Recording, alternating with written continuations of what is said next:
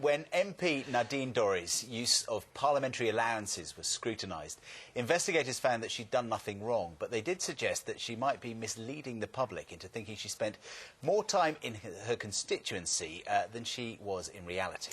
This conclusion was based on the blog which she posts on her constituency website. She's since accepted that what she writes is 70% fiction and 30% fact. But should we expect an MP to have an all-fact approach in situations like these? So, with us are two online bloggers to discuss this. Harry Cole, who writes the Tory Bear blog, and Zoe Margolis, who writes the Girl with a One-Track Mind blog under the pseudonym of Abby Lee. Good morning. Thank you very much indeed for coming in. Harry, what do you think about this? An MP admitting that some of it isn't quite correct?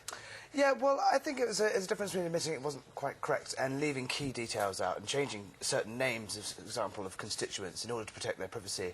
Also, you know, maybe suggesting that you are, you know, if you are an MP, you know, people are, you know, it is a bit of a security risk, and especially if you're a controversial MP, like Nadine Dorries. Now, Nadine has some pretty, you know, kind of controversial views and things, and that's absolutely her right to do it. But she has, you know, through that, attracted a vast amount of people who are willing to, you know, kind of almost, you know, kind of stalk her to a certain level online, publishing her address, writing where she's staying, and things like that. So if I was an MP with young children as she is, I don't think I'd want, you know, exactly my exact location every day posted online. So everything that, you know, she's written online is you know, she's talking about, you know, it's a diary of a backbench MP. So she's talking about, you know, village fetes and harvest festivals and things like that. So without actually putting the exact location on, it's still giving her constituents a flavour of what she does without actually, you know, kind of jeopardising her security by publishing exact details of her location when there are people who have proved themselves out there to be willing to turn up and almost film themselves, you know, stalking her and turning up to her events when they're not even constituents and putting them on the internet. I'd be pretty worried. OK, what about you, Zoe? Do you think she should be telling 100% the truth? I mean, she could, you know, backdate it. She doesn't have to do it when she's there, does she? What do you think? Well, actually, if you look through the blog, you'll find that most of it is backdated. She's talking about events that have already happened, and many people that have a blog do that. They don't state the exact location. There's no location software guaranteeing they're there at that very moment. So I think she has protected her safety. I'm not quite sure that she's upheld the safety and privacy of her constituents, and I think actually it's a bit disingenuous of her to say that she's fictionalising the blog when most of it seems to be quite accurate. And she can't have it both ways. If she's going to fictionalise her blog, then how can we believe what she's saying as an MP?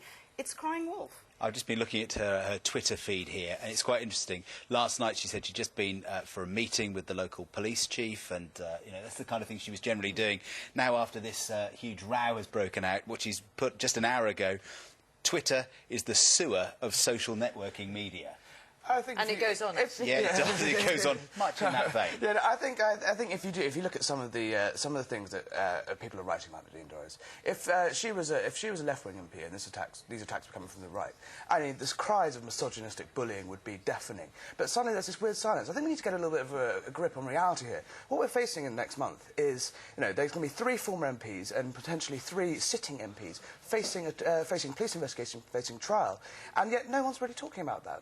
Weirdly, no one wants to, you know, kind of ham that home. Yet, you know, people are obsessed with Nadine and create these. I mean, we're sitting here talking on BBC about it. I mean, why aren't we talking about, you know, other MPs? I mean, the extent of people... This isn't a right versus left-wing debate. This is about a Member of Parliament representing their constituents effectively online. If you're going to have a blog, and you are a Member of Parliament who's been elected to represent your constituents, you have to have accountability and responsibility for what you write. And it's completely inappropriate to call your constituents nutters, and I quote, that is a term that she's used. She sits on the Health Select Committee. That is not a correct term to use. Right. People suffer from mental health issues, any of us.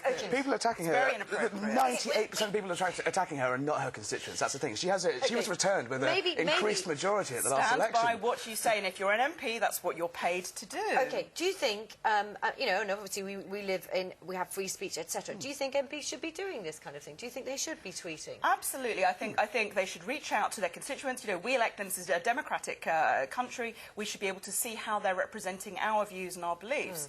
The more accessible they are, the better. The more open, democratic society that we have. But with that comes some responsibility. You have to be able to stand by what you say, not fictionalise it, and actually be open and honest. But, you know, I wonder how many people really follow their MPs' tweets on Twitter. I know journalists do. Absolutely. I know other MPs do. But how many voters really care? Exactly. I think people follow, you know, a wide range of MPs, and I mean, most of the people that it's a very big difference between holding someone to an account, holding your MP account and, you know, just throwing savage abuse at them, which happens with Nadine. Most of those people, I'd say, willing to bet 99% of them aren't her constituents. And I think there's a difference between holding someone to account and just blatant mishaps.